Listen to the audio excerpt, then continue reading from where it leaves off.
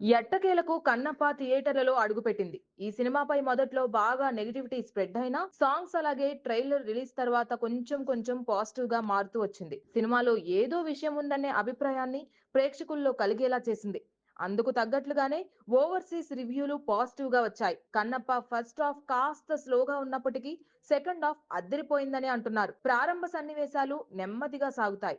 Romantic scenes, action scenes అంతగా మెప్పించలేకపోయాయి. కానీ అసలు కథలోకి వెళ్ళాక మాత్రం కట్టిపడేసిందనే చెప్తున్నారు అందరూ. ముఖ్యంగా క్లైమాక్స్ అయితే హైలైట్ గా ఉంది. మంచు విష్ణు తన పర్ఫార్మెన్స్ తో సర్ప్రైజ్ చేశాడని, ఇక ప్రభాస్, అక్షయ్ కుమార్, మోహన్ లాల్ అతిథి పాత్రలు సినిమాని నిలబెట్టాయనే అభిప్రాయాలు వ్యక్తమవుతున్నాయి. ముఖ్యంగా రుద్రగా ప్రభాస్ సినిమాని మరో స్థాయికి తీసుకువెళ్లాడు.